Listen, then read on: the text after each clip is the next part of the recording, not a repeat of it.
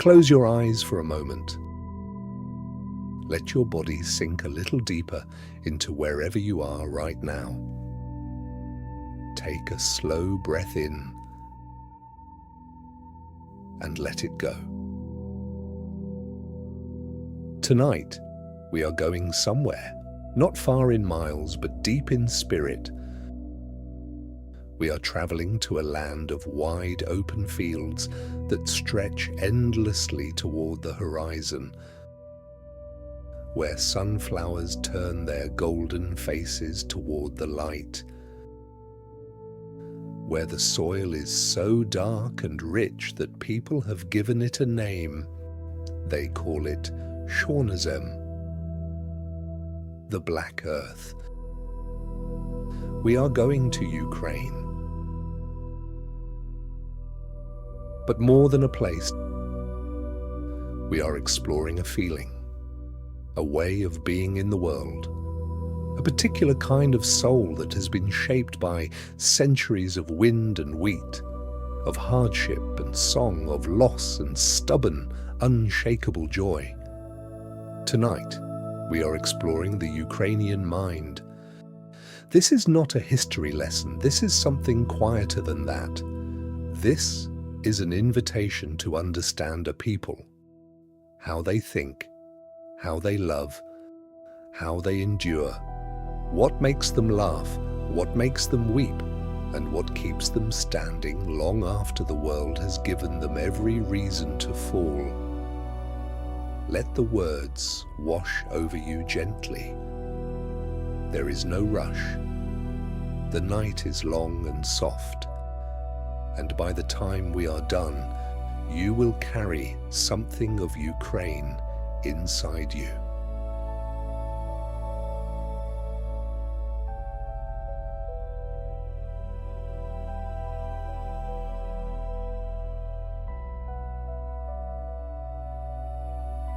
Every people is shaped by the land they come from. And in Ukraine, the land is not a backdrop, it is a character.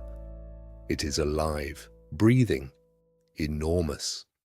Ukraine is one of the largest countries in Europe, and much of it is flat, open steppe, a vast, wind-swept expanse that seems to go on forever. When you stand in the middle of Ukrainian farmland and look around, you see sky in every direction.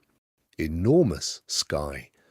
The kind of sky that makes you feel very small and at the same time strangely expanded, as if something inside you is opening up to meet it. This relationship with open space has left a deep mark on the Ukrainian character. Ukrainians tend to be people who feel things broadly and deeply. There is an expansiveness to their emotional life that mirrors the landscape. They do not do things halfway. When they love with their whole being. When they grieve fully, without apology. When they celebrate, the table is never small enough, the music never too loud, the night never too short. Everything is done with a kind of wholehearted generosity that can feel overwhelming to people who come from smaller, more contained cultures. And then there is the soil itself, the Black Earth. Ukraine holds nearly a third of the world's most fertile soil. For generations, Ukrainian identity has been inseparable from farming, from the act of growing things, from the rhythm of planting and harvest. This is not simply an economic fact, it is a spiritual one.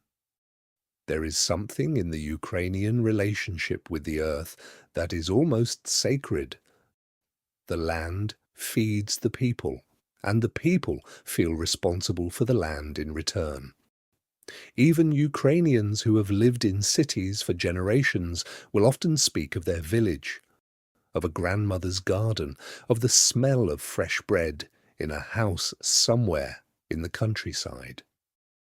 The land is always there in the background like a low and constant hum. This connection to the earth brings with it a certain groundedness, a practicality, a belief in the value of real things, real work, real food, real relationships. Ukrainians are not, as a rule, a people who are easily seduced by abstractions or illusions. They have a saying, "Don't buy a cat in a bag. See it first, touch it, know what you are getting." There is wisdom in this, born from centuries of working with something as honest and unforgiving as soil.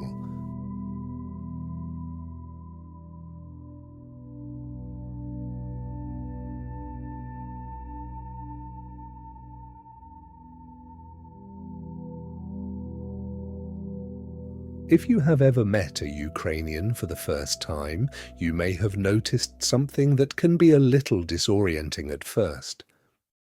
They do not smile at strangers, not the way Americans smile broadly and immediately as a kind of social greeting. A Ukrainian on the street, on the subway, in a shop, their face is neutral, watchful, composed. Not unfriendly exactly, but not warm in any obvious way, and yet. Step inside a Ukrainian home, be invited through that door, sit down at that table, and something transforms completely. The warmth that was invisible on the street becomes almost overwhelming. There will be food, always more food than you could possibly eat. There will be tea that is refilled before you even realize your cup is empty. There will be conversation that goes on for hours, deep and genuine and full of laughter. You will leave feeling that you have been truly, thoroughly seen. This is one of the most important things to understand about the Ukrainian mentality. There is a wall, and there is what is behind the wall. The wall is not coldness, it is simply reserve. It is a careful distinction between the public world and the private one. Ukrainians extend their full selves only to those they trust, and trust, for them, is something that must be earned slowly and kept carefully. But once you are on the inside of that trust, once you are genuinely someone's friend, someone's guest, someone's family, you have something real and lasting. Ukrainian friendship is not casual. It is a commitment. This duality, the cool exterior and the blazing interior, is something that takes time to understand and even longer to appreciate. Many people from more openly expressive cultures misread the reserve as aloofness or arrogance. They don't realize they are standing in front of a door that opens, eventually, into something extraordinary. You simply have to be patient enough to knock. Once inside the circle of trust, Ukrainians are remarkable conversationalists. Conversation in Ukraine is not a casual pastime, it is a serious, meaningful activity. Something that can stretch across an entire evening without anyone noticing the hours passing. Ukrainians talk about real things, philosophy, history, the meaning of life, the behavior of a difficult neighbor, the proper way to make borscht, the nature of love, the failings of government. All of these are equally valid topics, and all of them will be pursued with the same passionate engagement. There is an old Ukrainian tradition of sitting together and simply talking. No particular agenda, no goal beyond the conversation itself. This is sometimes called posidity, just sitting together. It sounds simple, but in a world that is always rushing toward the next thing, there is something quietly radical about a culture that values the act of unhurried presence with people you care about. Ukrainian evenings often have this quality, a looseness, a willingness to let the conversation take you wherever it wants to go, a patience with the long and winding path of genuine exchange. Ukrainians are also remarkably direct once they know you. They will tell you what they think. They will not wrap difficult truths in so many layers of politeness that the truth itself gets lost. If your plan is not good, a Ukrainian friend will tell you so, not unkindly, but clearly. If something is wrong, it will be named. There is a respect in this directness, a treating of the other person as someone capable of handling reality. It can be jarring to people from cultures where social smoothness takes priority over honesty, but once you understand it, it becomes something to treasure.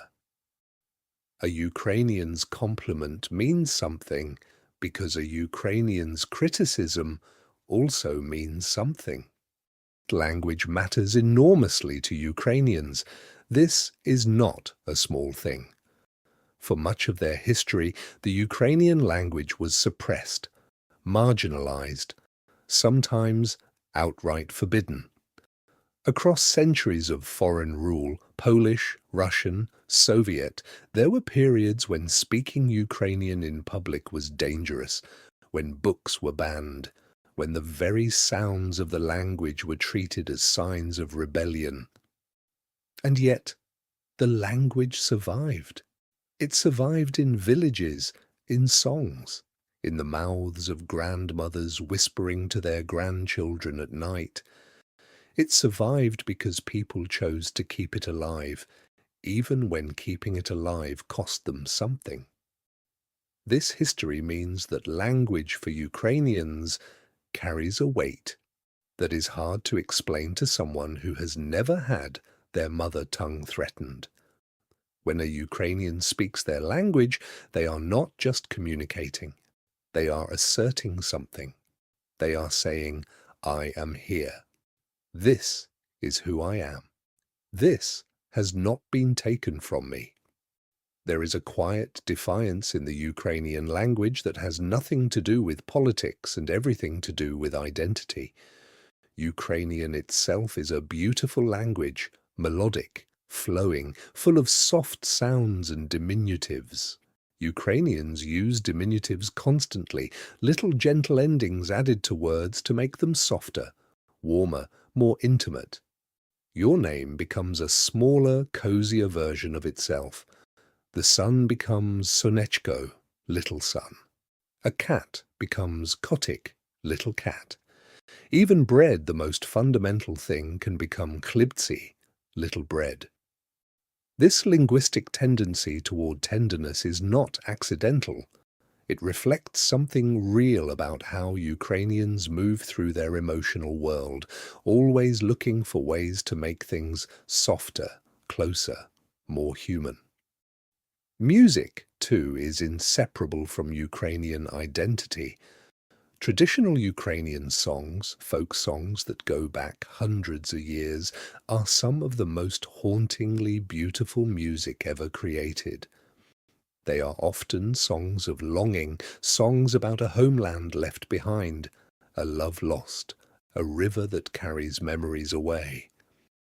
There is a particular emotion in Ukrainian culture that has no perfect English translation, tuha, a word for a deep, sweet sadness, a melancholy that is not quite grief, but something more like an ache for something beautiful that is gone or far away or just out of reach. This emotion lives in the music, and it lives in the Ukrainian soul.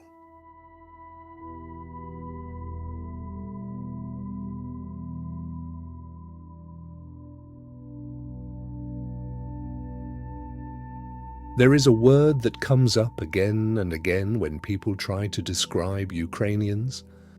That word is resilient. But in the case of Ukraine, resilience is not a personality trait. It is almost a biological inheritance. It is something that has been forged over centuries of extraordinary difficulty, passed down through generations like a gene that will not disappear no matter how hard the conditions try to eliminate it. Ukrainian history is, in many respects, a history of survival.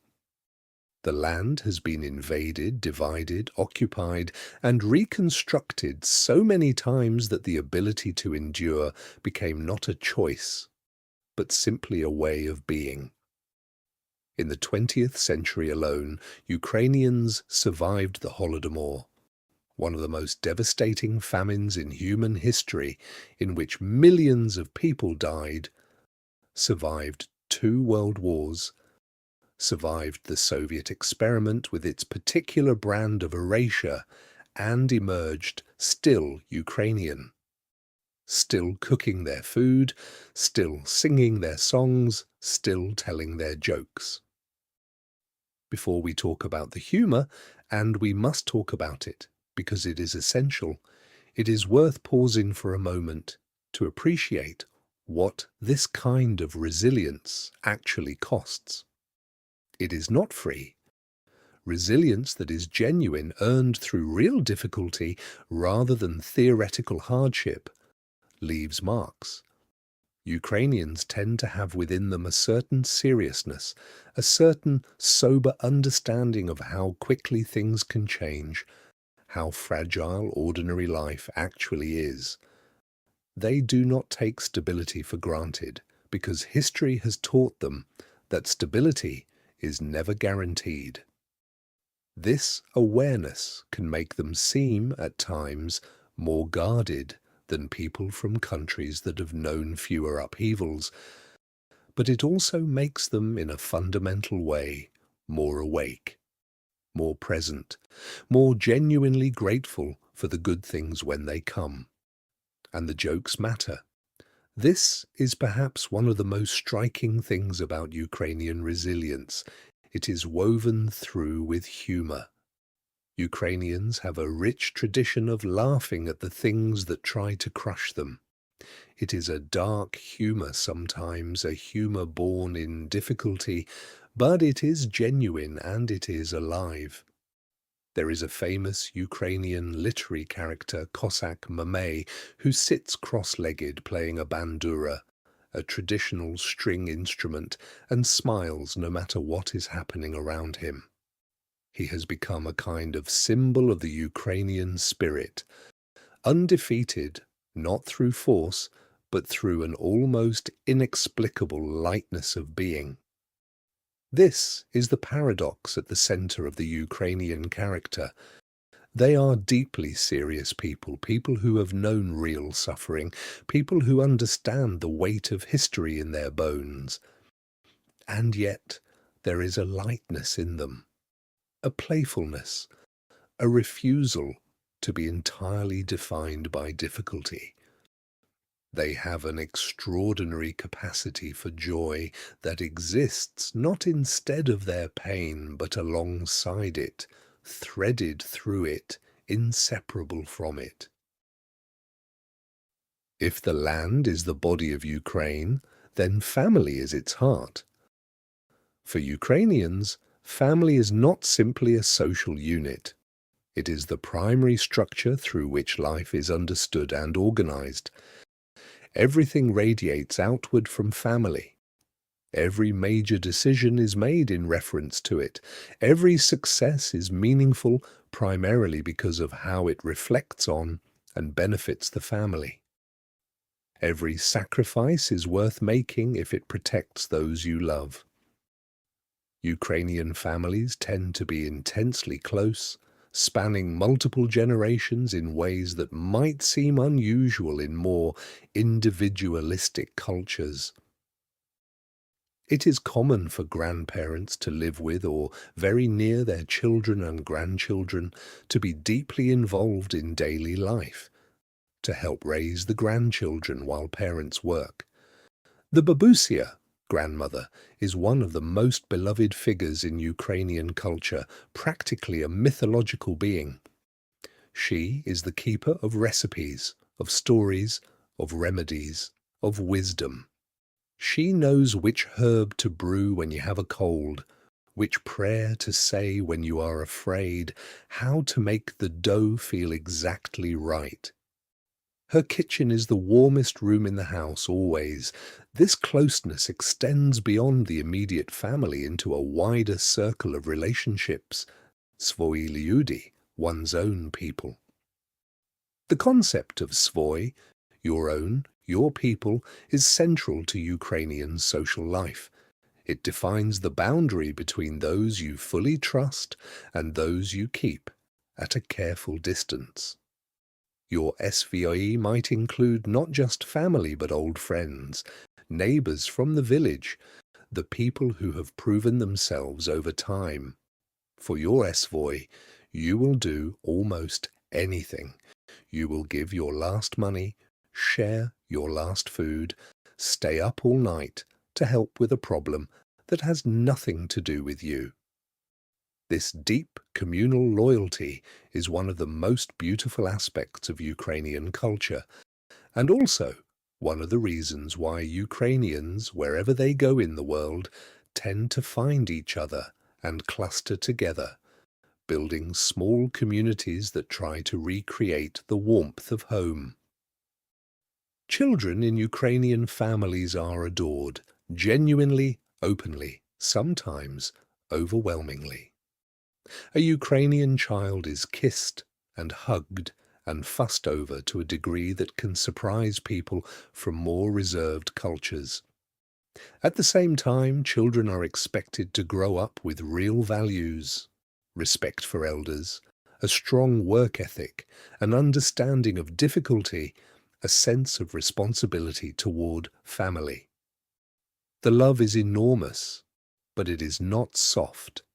It comes with expectations, with standards, with a sense that you are being prepared for a life that will ask something of you.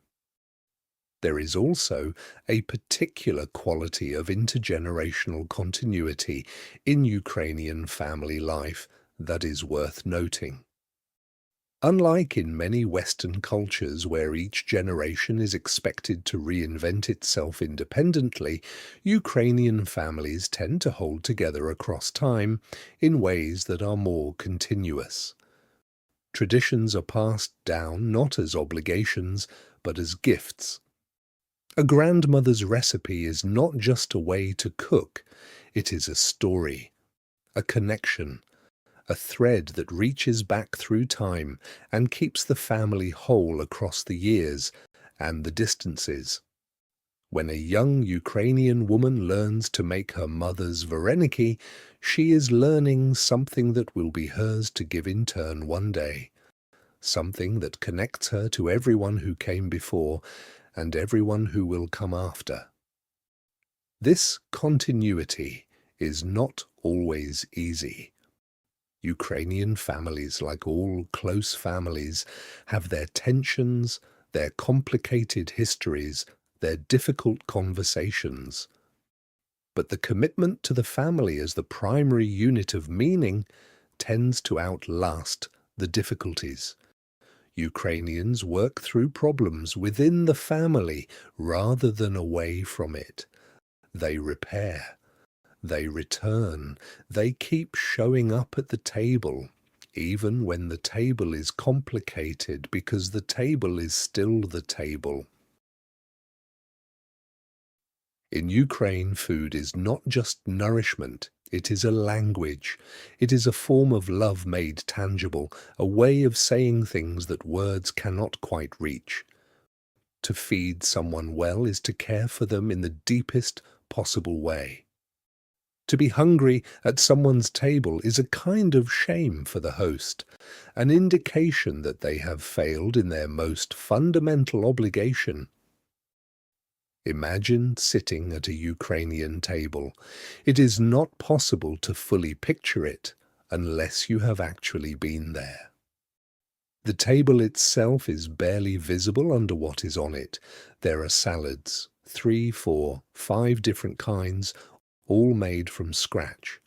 There is borscht, the famous beet soup, deep crimson, served with a spoonful of sour cream, that slowly melts into the surface. There is bread, always bread, dense and dark or soft and white, depending on the region, always homemade. If the host has time, always treated with something close to reverence. There is meat, probably more than one kind. There are pickles, cucumbers and tomatoes and peppers that spent the summer in jars in the cellar, coming out now with all the concentrated flavour of those long, sunny months. And there is a bottle of something, homemade perhaps, brought out for the occasion. You will be told to eat, and then told again and again. The phrase yish, yish, eat, eat, is one of the most Ukrainian things that exists. It is not nagging, it is love. It is a physical, tangible expression of care that cannot be expressed any other way. When a Ukrainian grandmother pushes more food onto your plate before you have finished what is already there, she is saying, "You matter to me. Your body matters to me. I want you to be full and warm and taken care of." The tradition of Ukrainian cuisine is ancient and extraordinarily rich. Borscht alone has dozens of regional variations. Each village, each family, each grandmother has her own version. And each version is, according to its maker, the correct one. Vareniki, dumplings filled with potato, cheese, cherries, or cabbage, are another beloved staple, and making them is often a communal activity. The whole family gathered around the table, folding dumplings together, talking, telling stories. Holubtsi, cabbage rolls stuffed with meat and rice, kovbasa, sausage smoked slowly over wood, pampushki, soft, garlic bread rolls. The list goes on, and every item on it carries stories, memories, the specific smell of a particular kitchen.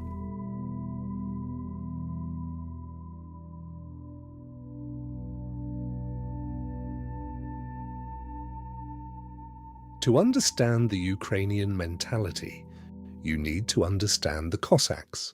The Cossacks were a people, warriors, farmers, free men, who emerged in the Ukrainian steppe in the 15th and 16th centuries. They were defined above all else by one thing: freedom. The Cossacks formed their own democratic communities on the open steppe, with their own laws and their own elected leaders. They answered to no king, no tsar, no foreign power.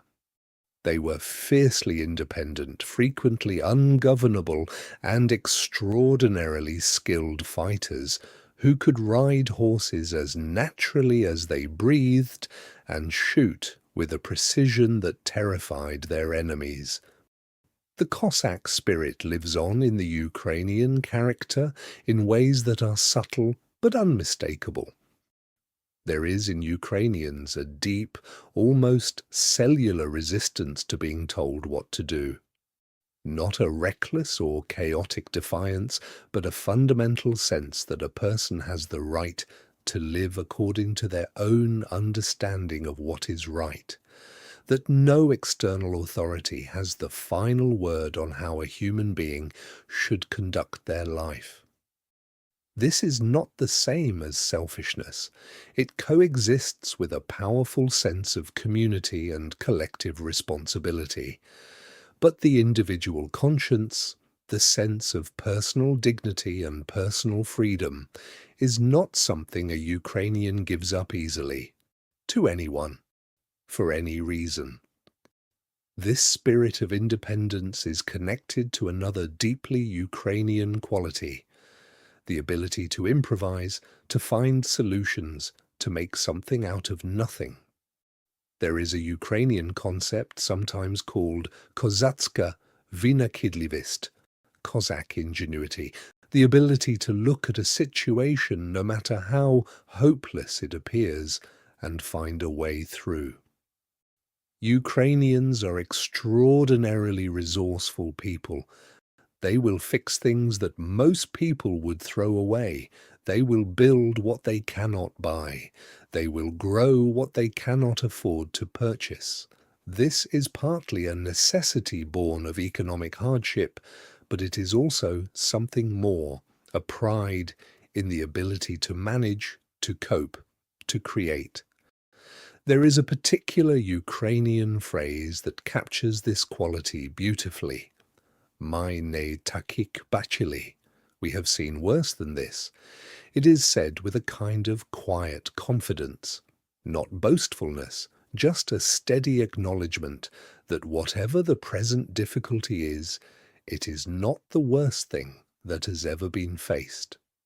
This phrase carries within it the entire weight of Ukrainian history, the famines, the wars, the oppressions, all of it distilled into a calm refusal to be defeated by the current moment. It is one of the most characteristically Ukrainian things a person can say, and it is said often, and it is meant.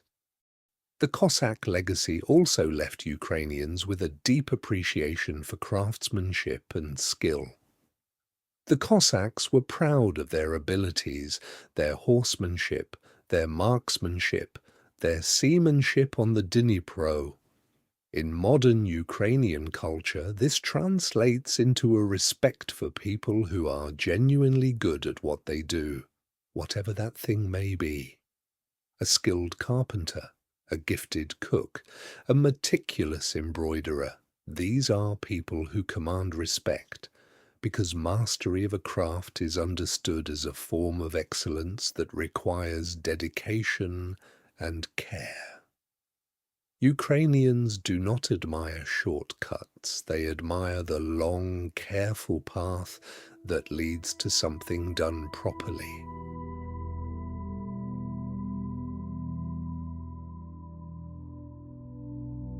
Ukraine has produced an extraordinary number of artists, writers, poets, and musicians, a fact that is sometimes surprising to people who associate the country primarily with its agricultural identity. But the creative impulse and the farming identity are not in conflict in Ukraine. They are deeply connected. Both involve patience, attention to the living world, an understanding that something valuable can be coaxed from raw material through care and skill and time. The poet Taras Shevchenko is, for Ukrainians, not simply a literary figure. He is something closer to a national saint, a man who wrote with such beauty and such truth about what it meant to be Ukrainian, the love of the land, the grief of subjugation, the longing for freedom, that his words became part of the Ukrainian soul itself. He wrote in the Ukrainian language at a time when writing in Ukrainian was a political act, when publishing in Ukrainian was difficult and dangerous. He did it anyway. His poetry is still memorized by school children, still recited at family gatherings, still capable of bringing people to tears. Visual art in Ukraine has always been closely tied to folk tradition. The intricate embroidery called vyshivanka, the elaborate painted Easter eggs called pisanki, the painted pottery and ceramics of different regions, each with its own distinctive patterns and colours. These are not simply decorative traditions, they are a visual language, a way of encoding meaning, protection, fertility, love, connection to the divine in patterns that have been passed down through generations of women's hands. The vyshivanka, the embroidered shirt, has become in recent years a powerful symbol of Ukrainian identity, worn with pride both inside the country and by the Ukrainian diaspora around the world. There is a particular quality to Ukrainian art, folk art especially, that is hard to describe precisely. It is colourful, but not garish. It is intricate, but not cold. It has a warmth and an earthiness to it, a connection to the physical world that reflects the character of the people who made it. It is art that does not pretend to be above life. It lives in life, decorates life, celebrates the ordinary things that make up a human day.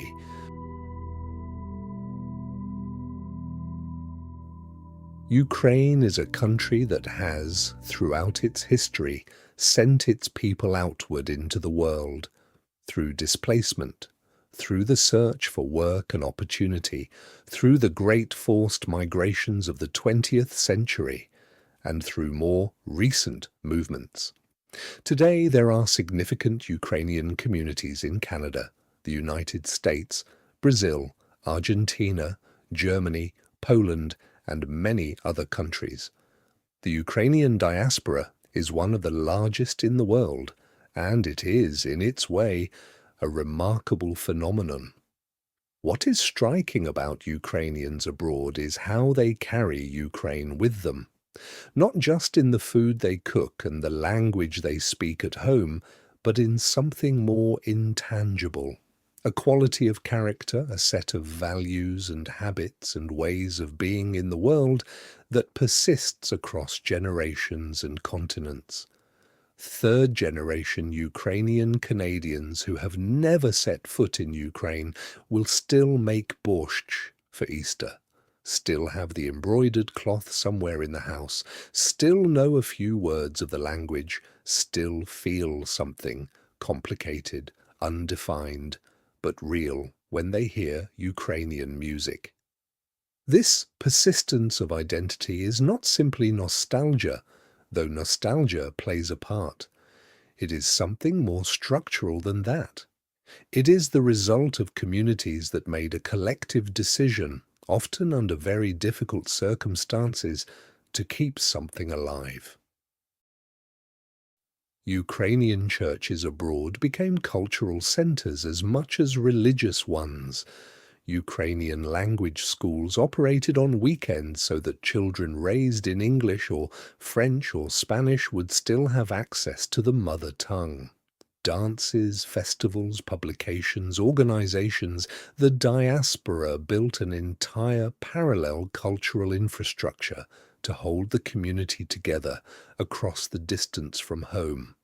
And this effort was not just sentimental. It was an act of resistance, a refusal to let assimilation into the adopted country mean the erasure of what had been brought from the original one. In this, the diaspora carries the same spirit as the homeland. The insistence on being Ukrainian, on not disappearing, on keeping the language alive and the table set, and the traditions passed down, no matter what the external circumstances might be.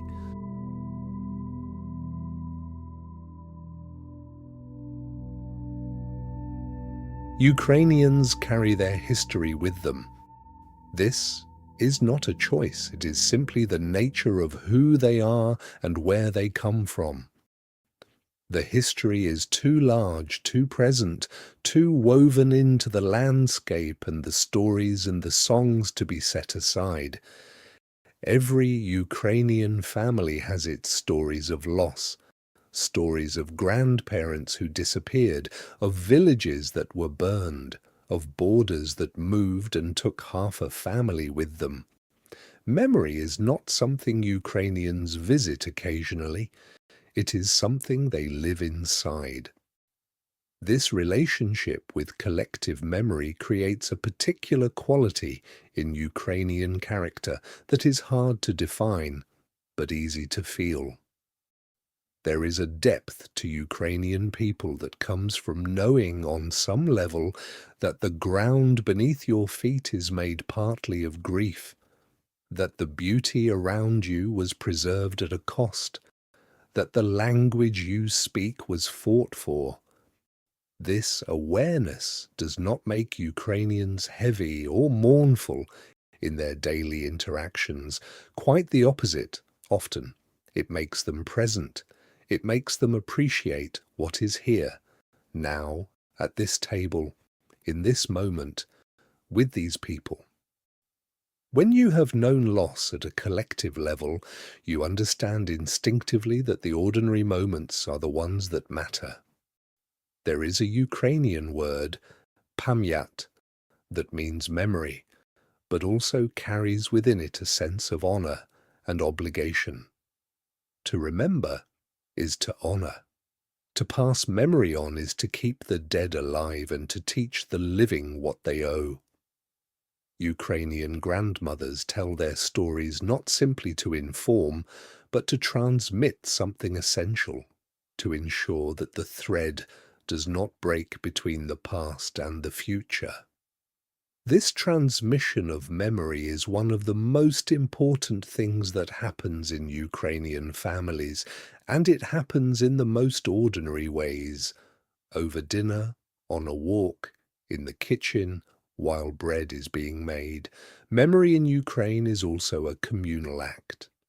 The dates of great tragedies are marked publicly, collectively, with candles lit and silences held. These are not just political acts, they are spiritual ones. The act of gathering to remember, of standing together in acknowledgement of what was lost, is a way of saying to those who suffered, you are not forgotten. What happened to you matters. We carry you with us. This communal holding of memory creates a bond between generations and between strangers that is quietly powerful. And yet, and this is important, Ukrainians do not let memory become paralysis. There is a forward motion in the Ukrainian character, a stubborn orientation toward tomorrow that coexists with the deep honoring of yesterday. They mourn, and then they build. They grieve, and then they plant again. The field that was burned becomes, in the following spring, a field again. This is not forgetting. This is something more complex and more beautiful than forgetting. It is a refusal to let the past have the final word about the future.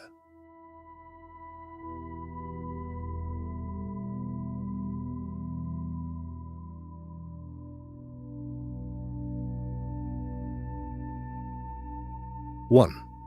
There is one more quality of the Ukrainian character that we have not yet named directly, though it has been present in everything we have discussed. It is the quality of dignity, personal dignity, the sense that every human being has an inherent worth that cannot be taken away, that cannot be bargained with, that must be respected absolutely. In Ukrainian, the word hedonist, dignity, is not a small word. It is connected to the concept of volya, freedom, and to the sense of self-respect that Ukrainians guard as carefully as anything they own.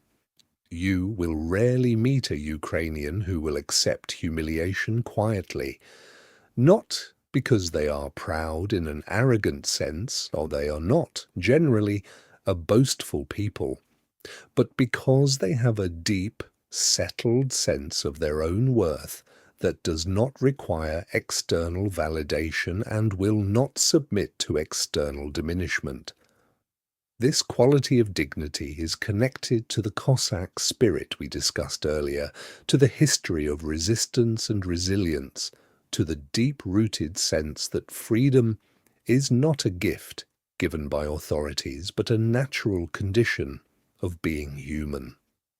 It is expressed in small ways every day, in the care taken with one's appearance even in difficult circumstances, in the refusal to complain without also looking for a solution, in the quiet insistence on being treated as a full human being, regardless of circumstances. It is this dignity that has perhaps most defined how Ukrainians have faced the great challenges of their history. They have not simply endured, they have endured with their heads up, their songs intact, their humour alive, their tables still set for guests. This is not small. This is, in fact, extraordinary.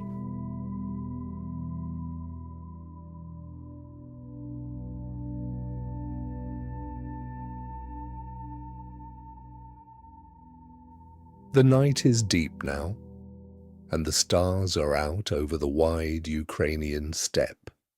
Somewhere out there a field of sunflowers is sleeping, their heavy heads tilted toward the earth, waiting for morning.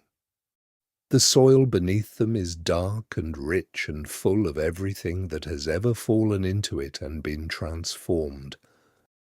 Somewhere a grandmother is sleeping too, and beside her, on the shelf, is a jar of last summer's jam, and somewhere in the house there is a smell of bread that baked this afternoon and has not quite left the air.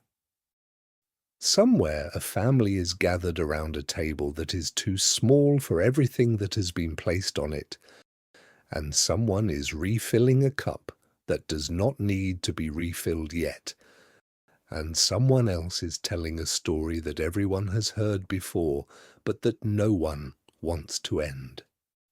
There is music coming from somewhere in the house, a recording, perhaps, of old folk songs, the kind that were sung in villages that no longer exist, preserved somehow on tape or disc, carried forward through time in the voices of people who understood that these songs were not just beautiful, they were necessary. Somewhere a child is falling asleep and a grandmother is sitting nearby, and before the child's eyes fully close, she is telling them something about the land, about the family, about where they come from and who they are.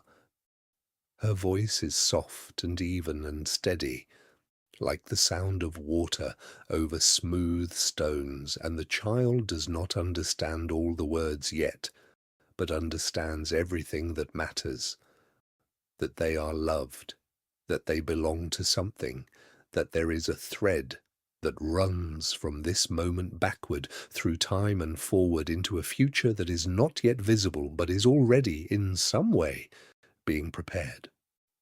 What is the Ukrainian mind? It is a mind shaped by beauty and by grief, by openness and by careful reserve. It is a mind that loves enormously and trusts slowly. That builds community from the ground up, brick by brick, meal by meal, story by story. That carries its history not as a burden but as a compass. That laughs at the things that try to break it and keeps on setting the table. It is a mind that knows the smell of black earth after rain and the feeling of strong tea on a cold morning, and the weight of an embroidered cloth in your hands, and the sound of a language that is fought for in every syllable. It is a mind that has learned over many centuries and through many hardships the difference between what is permanent and what is not, and has chosen again and again to invest in the permanent things: family, language, land, song, memory, love. The Ukrainians are a people who have been asked again and again throughout history to give up what they are. And again they have refused, not through force alone, though they can be forceful, but through something quieter and more durable than force, through the continuation of ordinary life, through the keeping of language and song and recipe and ritual, through the simple, radical act of being themselves fully and without apology in a world that has often tried to tell them who they should be instead. There is something to learn in that, something to carry into the night with you. Something about the value of knowing who you are and holding on to it with both hands, not with rigidity, but with love. Something about the courage it takes to be ordinary, to set the table, to bake the bread, to sing the old songs, to tell the children where they come from, when the world around you is trying to make you forget. Let the warmth of a Ukrainian kitchen surround you now. Let the sound of a distant song, something with strings and voices, drift in from somewhere you can't quite see. Let the stars over the steppe multiply and spread until they cover everything, and let your breathing slow, and let the world grow soft at the edges, and let yourself be held for a little while in the immensity of a place that has survived everything and is still stubbornly, tenderly, beautifully here. The sunflowers will turn toward the light in the morning. The bread will be made again. The table will be set again, and somewhere a grandmother's voice will carry something forward through time that must not be lost. Sleep well.